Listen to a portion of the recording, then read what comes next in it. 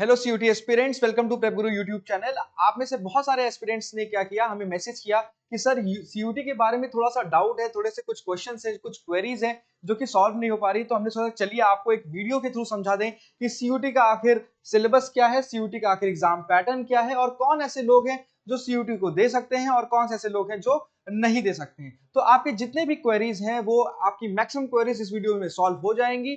जान लेते हैं कि सीयूटी आखिर है क्या। तो सीयूटी एक एग्जाम है, कॉमन यूनिवर्सिटी एंट्रेंस टेस्ट, जिसे कंडक्ट कराता है एनटीए। इस एग्जाम को क्लियर करने के बाद आपके जो मार्क्स हैं उसके बेसिस पे अलग अलग सेंट्रलाइज्ड यूनिवर्सिटीज जो कि पार्टिसिपेट कर रही हैं सीयूटी के अंदर, वो आपको पोर्टल के थ्रू रजिस्टर करने का मौका देती हैं और आप उनके यहाँ कोर्सेज को भी अप्लाई कर सकते हैं। पर उसके पहले आपको सीयूटी का एग्जाम को क्लियर करना होगा। तो सीयूटी का एग्जाम क्लियर करने से पहले आपको सीयूटी का सिलेबस, सीयूटी का एलिजिबिलिटी क्राइटेरिया और उसका क्या एग्जाम पैटर्न है, ये सब भी जानना बहुत जरूरी है।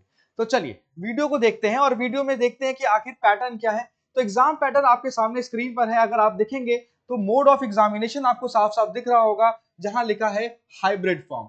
हाइब्रिड का मतलब क्या है बच्चों? हाइब्रिड का मतलब ये है कि पिछली बार ये एनटीए ने ये बताया था कि ऐसे एग्जामिनेशन या फिर ऐसे सब्जेक्ट्स जिसमें जो एप्लीकेंट्स हैं वो जिनकी नंबर जो है 1 लाख से ज्यादा हो जाएगी एप्लीकेंट्स की, वो एग्जाम वो पेन पेपर मोड में कराएंगे। किसमें कराएंगे?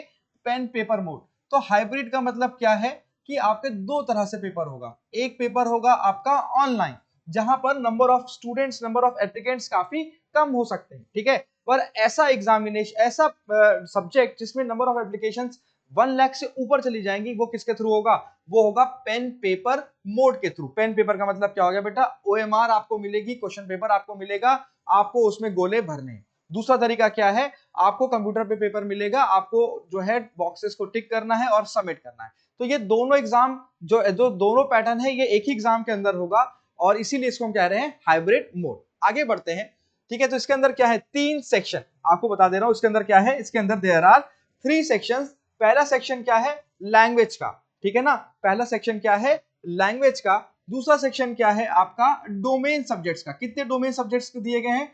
27 डोमेन सब्जेक्ट्स दिए गए हैं। और उसके बाद सेक्शन 3 क्या है? सेक्शन 3 है जनरल टेस्ट का, जिसे हम जीके, मैथ्स, रीजनिंग भी कह सकते हैं।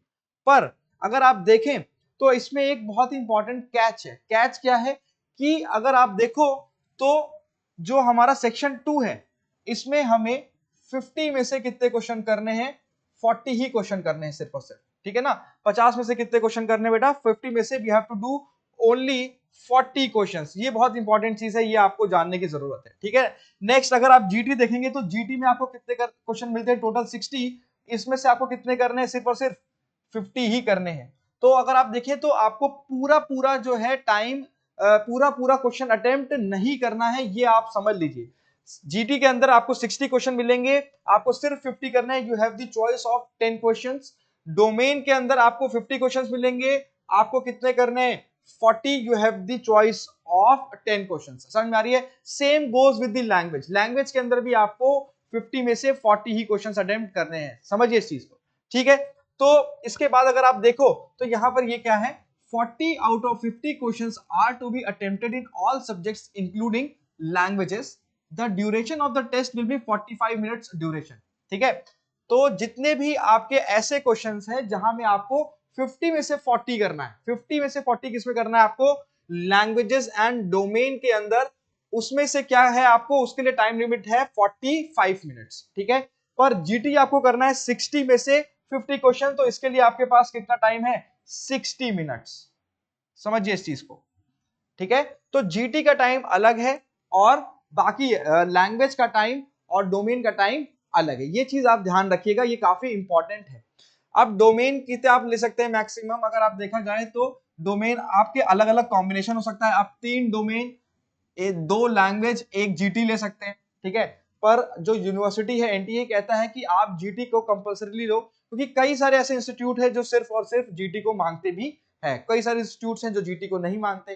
तो ओवरऑल अगर आप देखें तो बहुत कम इंस्टीट्यूट ऐसे हैं जो जीटी को नहीं मांगते।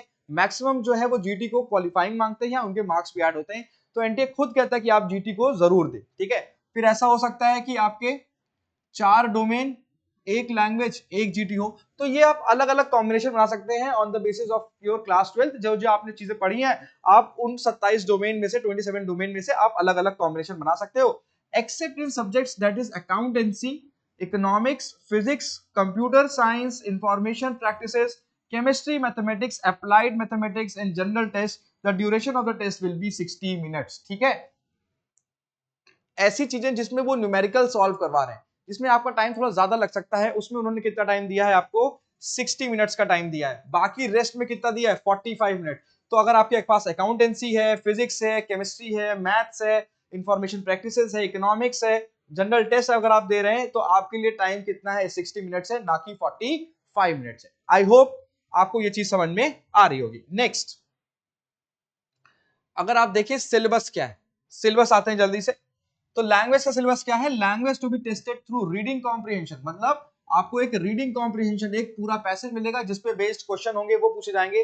Reading comprehension based on the different types of passage, factual passage हो सकता है, लिटरेरी पैसेज हो सकता है, नैरेटिव पैसेज हो सकता है, लिटरेरी एप्टीट्यूड हो सकता है, और वोकैबुलरी हो सकता है। ठीक है, तो लैंग्वेज के अंदर आपको रीडिंग कॉम्प्रिहेंशन, कॉम्प्रिहेंशन का मतलब ये हो गया कि आप जो है उस पैसेज को समझें और उसके थ्रू जो भी क्वेश्चंस उस पे हैं, आप उन क्वेश्चंस को सॉल्व करने की आपके अंदर स्किल्स होनी चाहिए, वही क्या है, रीडिंग कॉम्प्रिहेंशन। ठीक है, नेक्स्ट सिलेबस अगर आप देखें डोमेन का, तो डोमेन का जो सिलेबस है वो वेबसाइट पे उनकी दिया हुआ है। अगर अगर आप देखो तो जनरली जो क्लास 12th की एनसीईआरटी है या क्लास 11th की एनसीईआरटी है, उनका कॉम्बिनेशन ही क्या है, आपका एनटीए का सीयूटी में डोमेन्स का सिलेबस। ठीक है, तो अगर आप फिर भी मैं आपसे बोलूंगा, क्योंकि एनसीईआरटी रिवाइज होती हैं, कुछ चैप्टर ऐड होते हैं, कुछ चैप्टर डिलीट होते हैं, पर अगर आपको एकदम एग्जैक्ट नॉलेज चाहिए आपके सिलेबस की, तो आपको एनटीए की वेबसाइट पे जाना है, सिलेबस को डाउनलोड करना है। क्योंकि कई बार जब एनसीईआरटी रैशनलाइज भी हुई थी, तब भी आपका जो कोर्स है एनटीए ने वो चेंज नहीं किया था। जैसे हिस्ट्री के कुछ चैप्टर्स डिलीट किए थे, फिर भी एनटीए के सिलेबस में वो चैप्टर्स थे। ठीक है, next general test, general test के बारे में देखिए क्या है, general knowledge, current affairs, general mental ability, numerical ability, quantitative reasoning.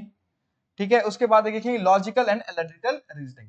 तो ये सारे टॉपिक्स हैं जो आपको पता होना चाहिए। जनरल नॉलेज, करंट अफेयर्स तो काफी इंपॉर्टेंट ही है। ठीक है, रीजनिंग के क्वेश्चंस आ जाते हैं, लॉजिकल रीजनिंग, एनालिटिकल रीजनिंग, ये सारे पे मैं एक डिटेल स्ट्रेटेजी लाऊंगा टॉपिक वाइज ब्रेकअप करने के बाद, जिससे आपको समझ में आ जाएगा कि किस पर्टिकुलर सेक्शन की क्या आखिर डिमांड है। इसको पूरा ब्रेक करके जीटी के बारे में आपको समझा दूंगा कि जनरल नॉलेज में आखिर पढ़ें तो क्या पढ़ें, करंट अफेयर्स में आखिर पढ़ें तो क्या पढ़ें, जनरल मेंटल एबिलिटी में आखिर पढ़ें तो क्या पढ़ें। तो इस पे एक डिटेल स्ट्रेटजी वीडियो जो है मैं आपको नेक्स्ट लेकर के आऊंगा, जिसमें हम ये आपको एकदम डीपली एक्सप्लेन करेंगे कि पर टॉपिक को कैसे आपको ब्रेक करना है और कैसे आपको पढ़ाई करनी है। नेक्स्ट आते हैं इसकी एलिजिबिलिटी पे। तो आखिर कौन कौन लोग दे सकते हैं।